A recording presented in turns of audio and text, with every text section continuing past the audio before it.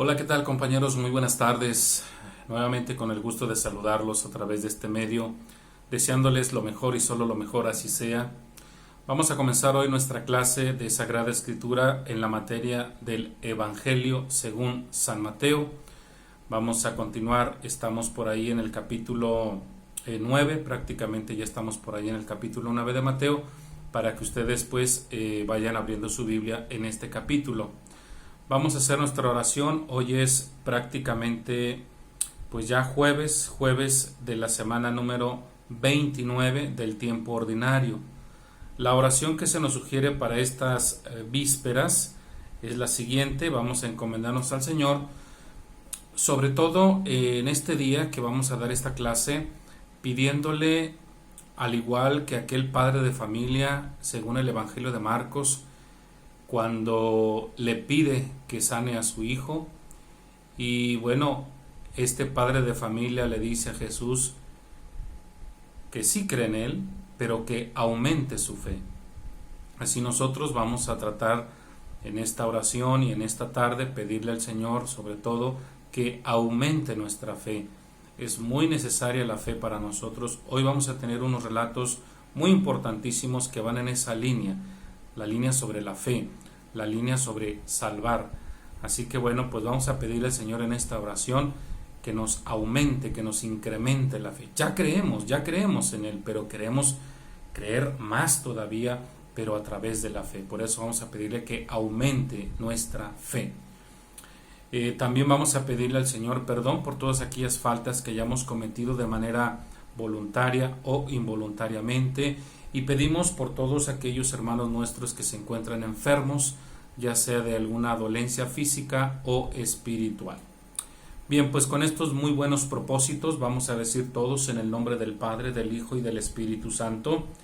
Tú, Señor, que iluminas la noche y haces que después de las tinieblas amanezca nuevamente la luz, haz que durante la tarde que ahora empieza nos veamos exentos de toda culpa, y que al clarear el nuevo día podamos reunirnos otra vez en tu presencia para darte gracias nuevamente por nuestro Señor Jesucristo, tu Hijo, que vive y reina contigo en la unidad del Espíritu Santo y es Dios por los siglos de los siglos. Amén.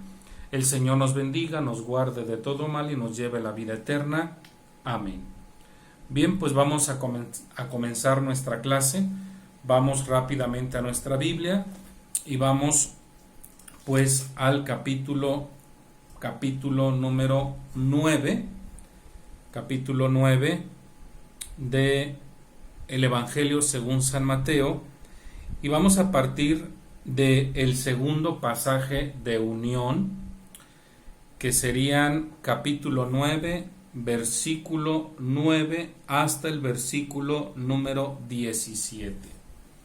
Espero que no te confundas, pero hoy vamos a dar lectura a este capítulo 9 a partir del versículo 9.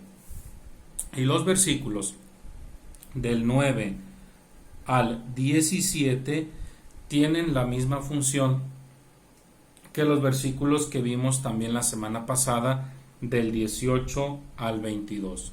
Son una especie de eslabón que unen una parte con la otra. En este caso nosotros estaríamos ya en la tercera sección de este discurso que hemos comenzado la semana pasada. Decíamos nosotros pues que es la sección narrativa que precede al discurso apostólico. Entonces, en esta sección narrativa que se divide en tres bloques, pues la primera está unida a la segunda por los versículos que van del 18 al 22, y esta segunda va unida a la tercera por los versículos que van del 9 al 17. Por eso a estos dos bloquecitos se les llama pasajes de unión, o como yo les estoy llamando, son como eslabones que van a unir. Espero que se entienda y no se confunda. Por eso, vamos a leer que en este pasaje de unión, Mateo capítulo 9, versículos del 9 al 17, tenemos prácticamente tres pequeñas narraciones. La primera la encontramos del versículo 9 al versículo 10 prácticamente. Ahí encontramos lo que nosotros conocemos como la vocación de Mateo. Nada más que hay que advertir, aquí al autor sagrado del Evangelio de Mateo, no le interesa tanto hablarnos históricamente de ese acontecimiento, de la vocación de Mateo. El autor sagrado tiene otras pretensiones. ¿Cuáles son estas? Vamos a leer el texto para explicarlo. Dice pues Mateo capítulo 9, versículos del 9 y siguientes. Cuando se iba de allí, vio Jesús a un hombre que se llamaba Mateo, sentado en la oficina de impuestos, y le dijo: sígueme. Él se levantó y lo siguió. Ese sería como el preludio a estas otras dos narraciones que le siguen. En esta llamada vocación de Mateo, como yo les decía, el autor sagrado no está buscando dar o explicar un acontecimiento histórico, sino sobre todo hablar sobre el seguimiento hacia Jesús, diríamos nosotros el discipulado. ¿Por qué? Porque tiene los mismos elementos que vimos en el capítulo 4 cuando hace el llamado a los primeros discípulos. Consta de los mismos elementos: Jesús que convoca, Jesús que invita, la respuesta positiva de los otros, y en un tercer momento que dejan todo y siguen a Jesús. Por lo tanto, aquí nosotros este versículo 9 del capítulo 9 de Mateo tenemos que quedarnos precisamente con lo que Jesús está diciendo aquí: sígueme.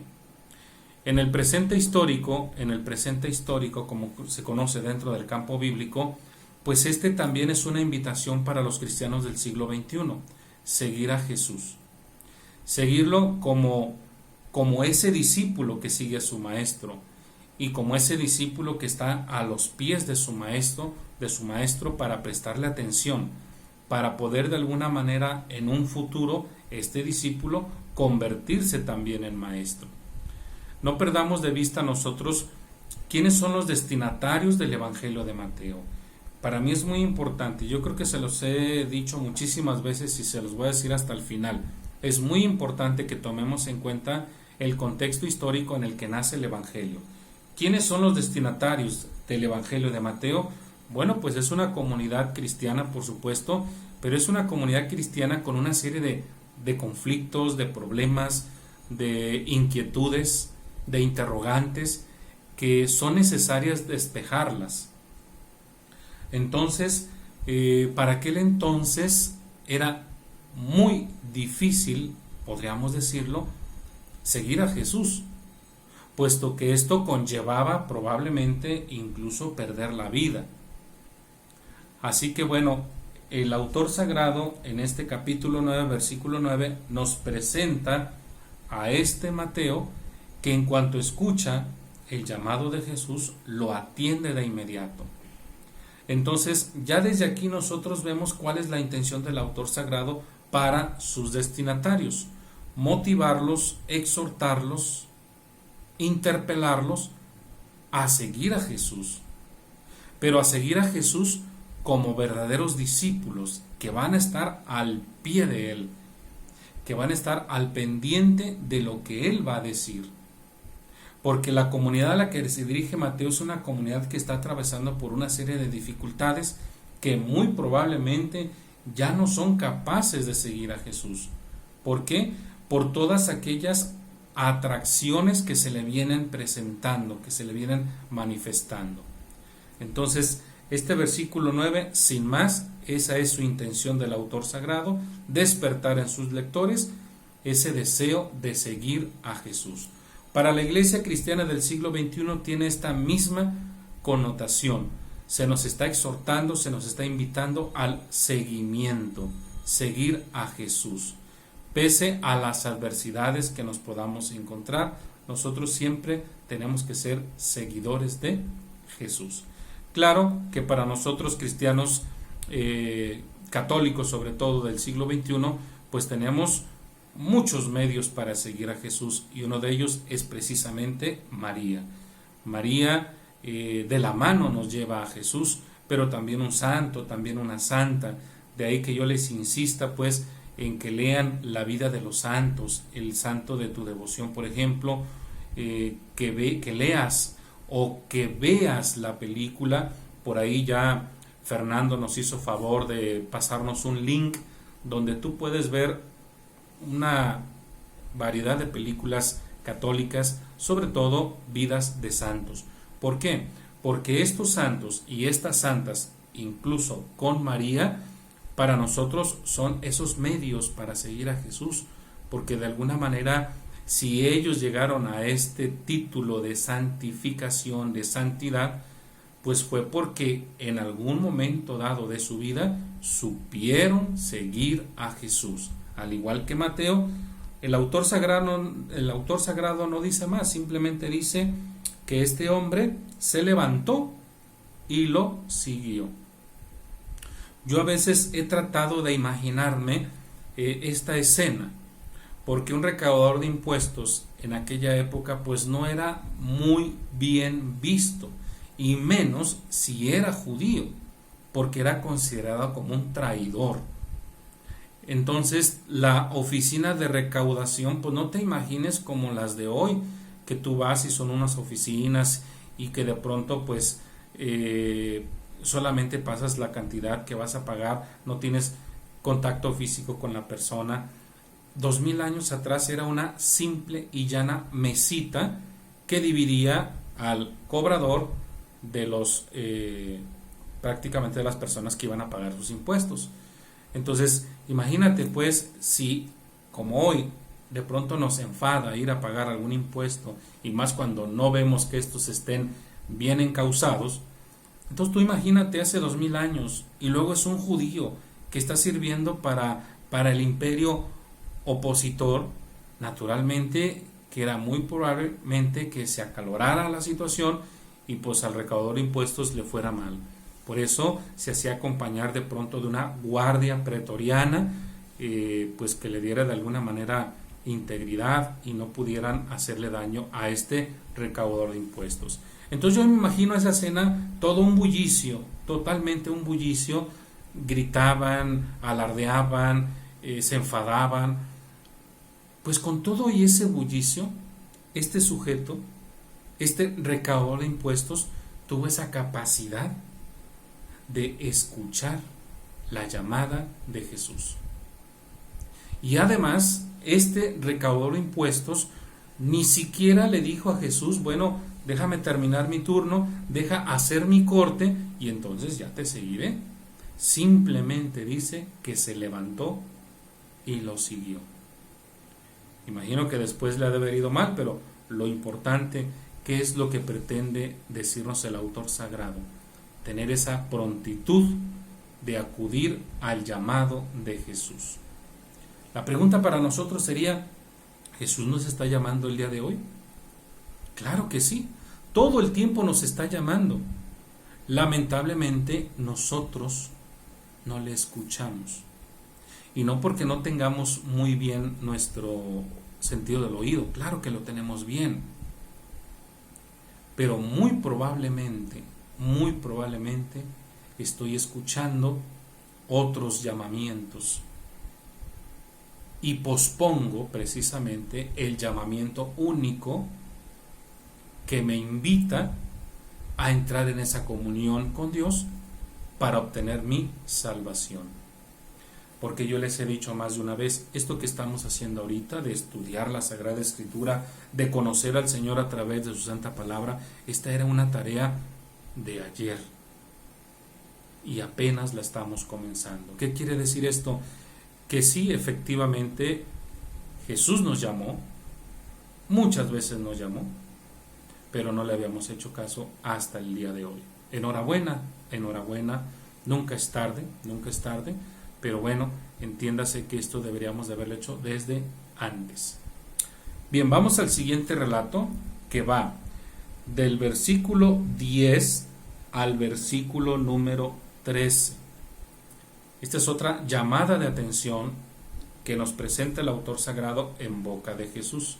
Vamos a leerlo y dice así: Después, mientras Jesús estaba sentado a la mesa en casa de Mateo, muchos recaudadores de impuestos y pecadores vinieron y se sentaron con él y sus discípulos. Al verlo, los fariseos preguntaban a sus discípulos: ¿por qué su maestro come con los recaudadores de impuestos y los pecadores?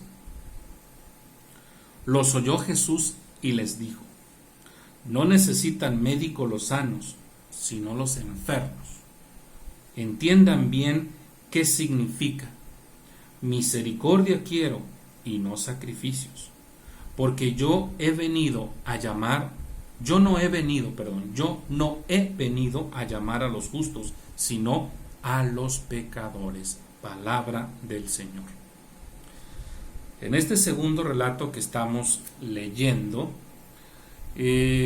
primero hay que determinar qué se entiende o qué se entendía en los tiempos de Jesús por pecadores.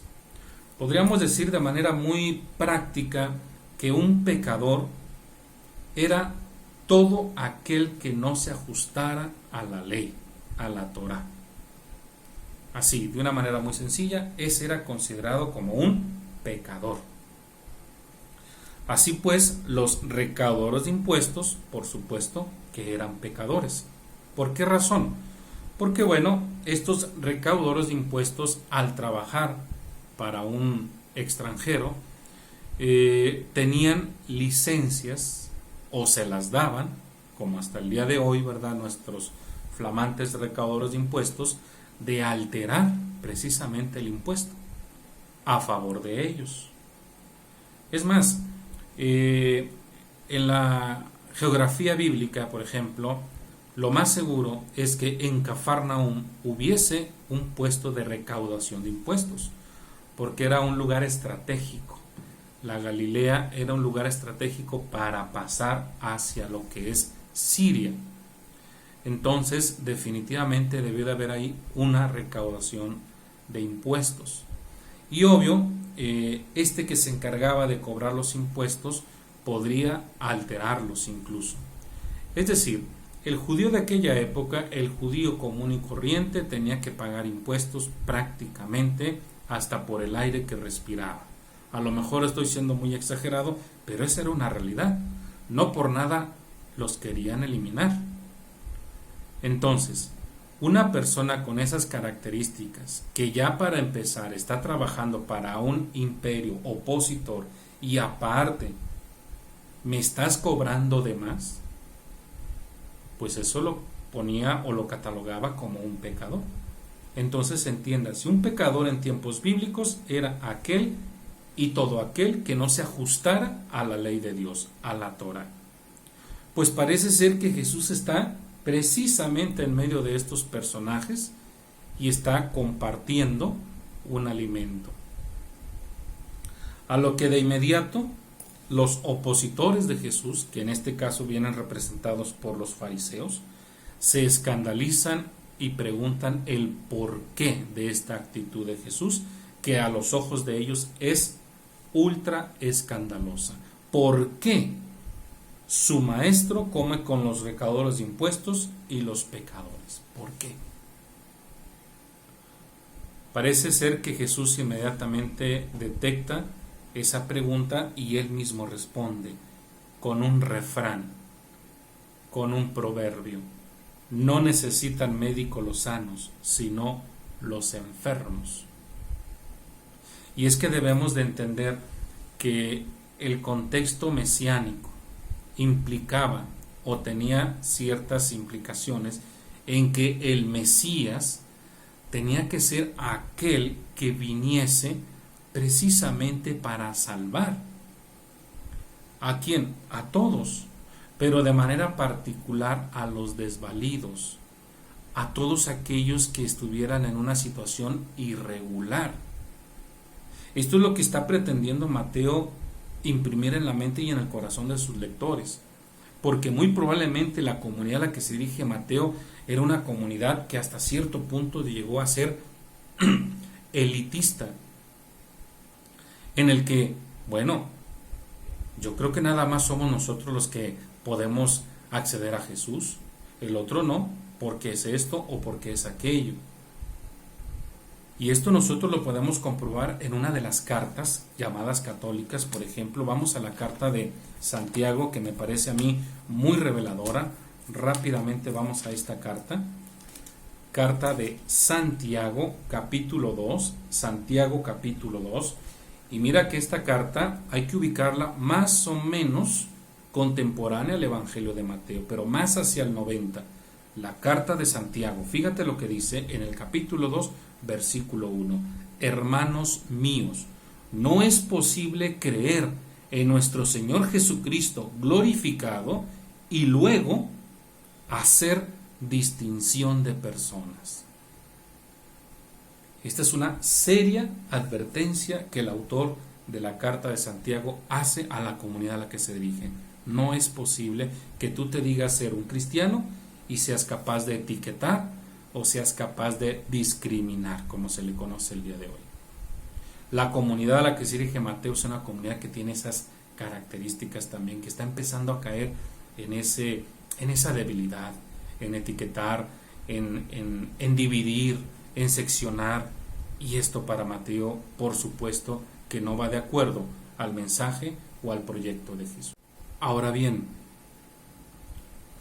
Mateo dice en el versículo 13 que Jesús dijo esto: entiendan bien qué significa misericordia quiero y no sacrificios.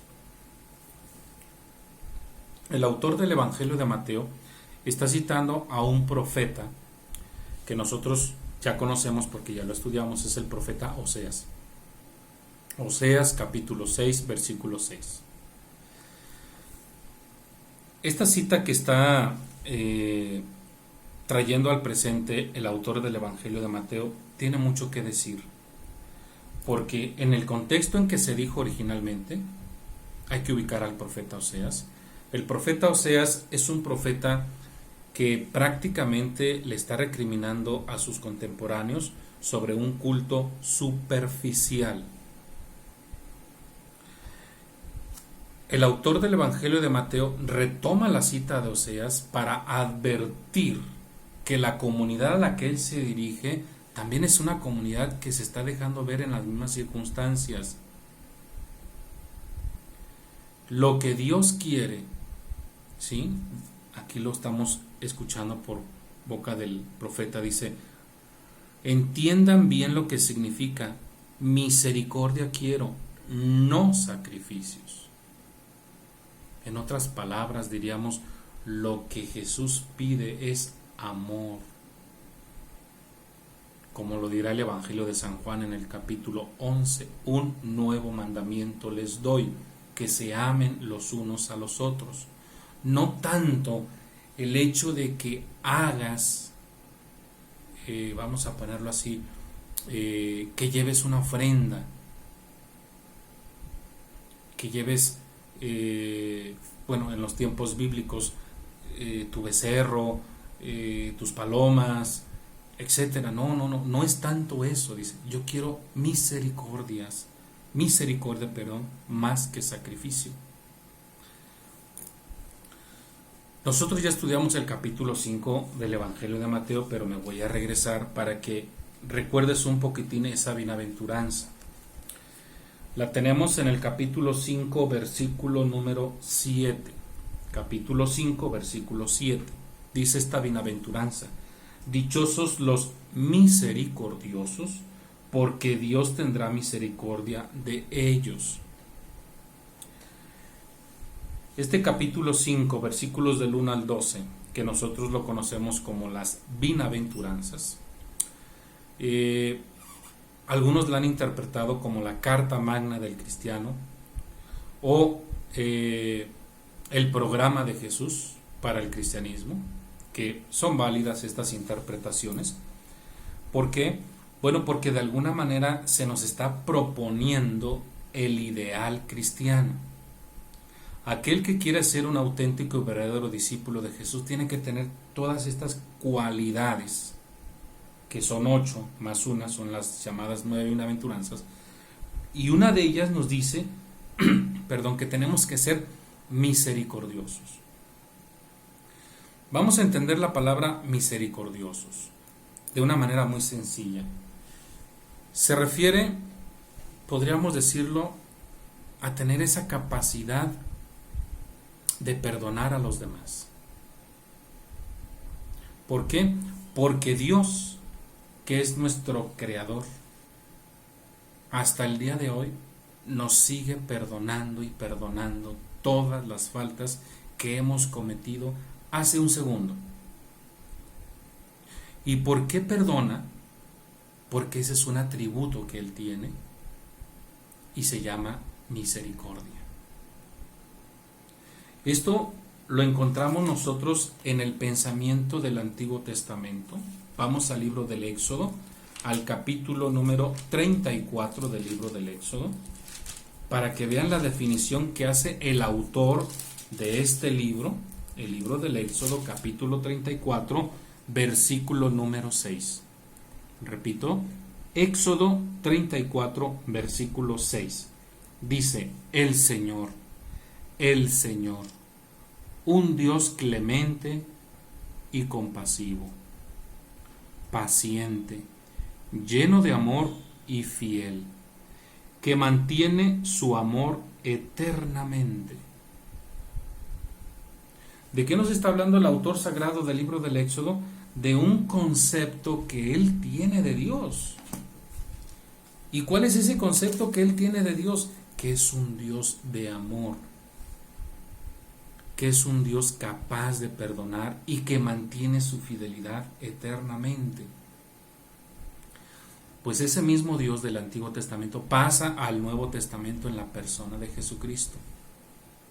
Por eso la recomendación que hace Jesús a estos que le están recriminando y le dicen, a ver, ¿por qué estás comiendo con pecadores? Prácticamente están escandalizados porque ellos hubiesen querido que Jesús hubiera reaccionado inmediatamente y dijera, sí, tienen razón, no debo de estar con estas personas. Sin embargo, Jesús les dice, no, Señor.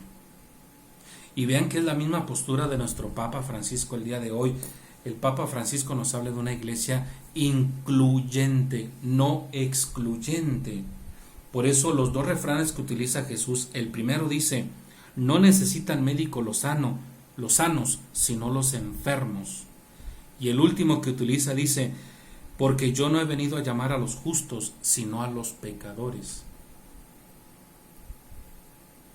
Nosotros ya habíamos anotado esto en el capítulo número 8 del Evangelio de Mateo, versículo número 10, 11 y 12. En el capítulo 8 del Evangelio de Mateo, versículos 10, 11 y 12, después de que el centurión pues le dijo a Jesús que salvara a su criado, pero que no fuera a su casa, que bastaba con una palabra, etcétera, etcétera, el versículo 10, vean la declaración de Jesús, dice, al oírlo Jesús se quedó admirado y dijo a los que le seguían, les aseguro que jamás he encontrado en Israel una fe tan grande. Por eso les digo que vendrán muchos de oriente y occidente y se sentarán con Abraham, Isaac y Jacob en el reino de los cielos. Mientras que los hijos del reino serán echados fuera a las tinieblas, allí llorarán y les rechinarán los dientes. Esto que yo acabo de leer es una muestra pues de que el mesianismo que nos propone Jesús, el mesianismo que nos propone el autor del Evangelio de Mateo, es un mesianismo universal. No a ustedes porque son judíos y solo a ustedes, no, es para todos. Y precisamente esto es lo que Jesús les está recalcando. Por eso les está citando al profeta Oseas. Yo quiero misericordia, no sacrificios. Misericordia, es decir, amor. Y esto, volviendo a la carta de Santiago que citamos hace ratito, Santiago lo vuelve a decir. Vamos rápidamente a la carta de Santiago, al mismo capítulo 2, Santiago capítulo 2, pero ahora vamos al versículo 13. Santiago 2:13. Fíjate lo que dice. Pues tendrá un juicio sin misericordia quien no practicó la misericordia. Repito, pues tendrá un juicio sin misericordia quien no practicó la misericordia. Podríamos decir entonces que el día de nuestro juicio personal, el día que nosotros vayamos a encontrarnos con el Señor en ese juicio particular, no van a contar, vamos a decir, las mandas que prometí y que algunas cumplí y otras no, o las idas, vamos a ponerlo así, a algún santuario. Eso no va a contar. Eso no nos lo van a tomar en cuenta. ¿Qué es lo que nos van a tomar en cuenta? Las veces que hayamos perdonado, las veces que hayamos amado. De ahí la frase de San Agustín: la medida del amor es amar sin medida. Yo sé que hay personas que de pronto se ganan nuestro rechazo, y vaya que de manera ejemplar se gana nuestro rechazo, pues aún así estamos llamados a ser misericordiosos. ¿Por qué? Porque como verdaderos discípulos de Jesús, como verdaderos seguidores del Maestro, lo tenemos a Él que nos precede ante todo. Jesús no reaccionó de manera vengativa jamás. Al contrario, se presentó como alguien humilde, sencillo de corazón, no objetó en ningún momento. Así lo presenta el mismo autor del Evangelio de Marcos, cuando nos presenta a ese Mesías sufriente que no es capaz de abrir la boca. ¿Por qué? Porque obedece a un proyecto, obedece a la voluntad de su Padre. Bueno, quiero dejar en claro pues este segundo relato que estamos leyendo. El autor sagrado del Evangelio de Mateo quiere dejar en claro a la comunidad que se dirige que el mesianismo que nos propone Jesús es un mesianismo universal. Y al ser un mesianismo universal, entonces queda claro que Jesús sí puede convivir con recaudadores de impuestos o pecadores. ¿Por qué? Porque para eso vino. Por eso los dos refranes que está utilizando: no necesitan médicos los que están sanos, sino los que están enfermos. Vamos al tercer relato, que va del versículo 14 al versículo 17. Dice: se le acercaron entonces los discípulos de Juan y le preguntaron. Aquí hay un cambio, aquí hay otra escena, otro lugar. ¿Por qué decimos que hay otra escena y otro lugar? Por lo que dice aquí: se le acercaron entonces, o sea, como que ya hay otro escenario, hay otro tipo de personas. Ahora son los discípulos de Juan y le están haciendo una pregunta a Jesús: ¿por qué nosotros y los fariseos ayunamos y tus discípulos no ayunan? Es otra crítica directa a Jesús, otra disputa que tiene aquí. Jesús les contestó con otra pregunta: ¿es que pueden estar tristes los invitados a la boda mientras el novio está con ellos? Llegará un día en que les quitarán al novio, entonces ayunarán. Nadie pone un remiendo de tela nueva en un vestido viejo, porque lo añadido hará encoger el vestido y el desgarrón será mayor. Tampoco se guarda el vino nuevo en odres viejos, porque los odres revientan, se pierde el vino y se estropean los odres. El vino nuevo se guarda en odres nuevos, y así se conservarán los dos. Palabra del Señor. Bueno, en esta segunda disputa que encontramos aquí a Jesús con estos discípulos de Juan, es muy importante que nosotros consideremos lo que implicaba el ayuno en los tiempos bíblicos. El ayunar siempre tenía un acto penitencial.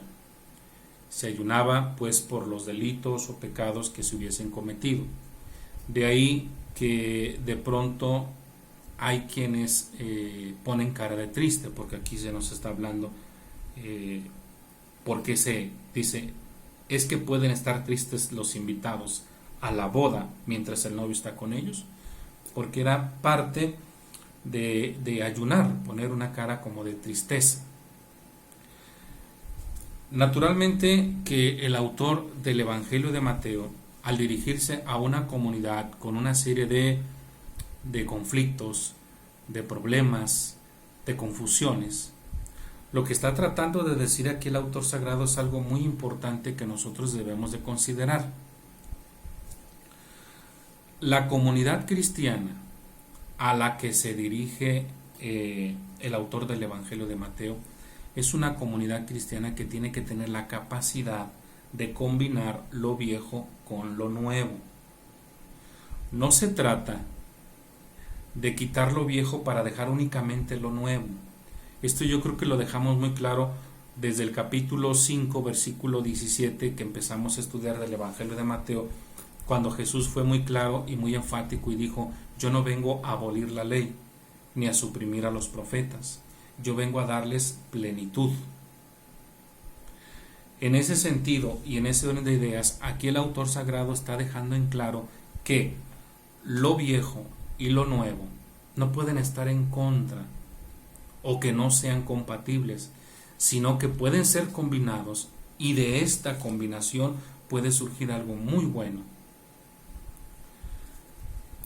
Una de las preguntas que pudo tener la comunidad cristiana a la que se dirige Mateo era esta. Entonces, yo como cristiano ya tengo que dejar de practicar la ley mosaica. La respuesta es no. ¿Por qué? Porque Jesús no vino a eliminarla. Jesús vino a darle cumplimiento. Entonces, en ese sentido, es lo que nos está tratando de decir este texto que acabo de leer. Combinar lo viejo con lo nuevo, para que tengamos un resultado favorable. La comunidad cristiana a la que se dirige Mateo es una comunidad que tiene que aprender precisamente de lo que ya se venía dando. Una comunidad que nace del judaísmo, pero que no tiene que eliminar por todo las prácticas que se venían ahí, porque obviamente pues sería ir en contra de ese judaísmo que vivió Jesús. Entonces es muy importante que nosotros veamos cuál es el contexto. Claro que este dicho que nosotros estamos leyendo, odres nuevos, también lo va a tomar Lucas, pero cuando Lucas toma este texto, lo va a hacer en otro contexto. A ver si me estoy explicando y no quisiera confundirlos. Pero mira, aquí en tu Biblia, al menos en esta Biblia, la Biblia de América, ¿sí? Este texto que yo leí, que se titula Odres Nuevos, lo vas a encontrar en Marcos, en Mateo, que lo estamos leyendo, y lo vas a encontrar en Lucas. Aquí, por ejemplo, dice que lo encontramos en Marcos capítulo 2, versículos del 18 al 22. Y dice que también lo encontramos en Lucas capítulo 5, versículos del 33 al 39. Nada más que este dicho que acabo de leer, cada autor sagrado lo va a decir en base a la comunidad que tiene frente a él. Así que Mateo lo está diciendo en base a la comunidad que tiene frente a él. Mateo lo está diciendo en base a la problemática que se le está presentando a él en su comunidad. Y Lucas lo va a tomar también y lo va a ampliar un poquito más, pero porque la realidad que él persigue es otra. Y cuando lo dijo Marcos, se lo dijo a otra comunidad con otra problemática.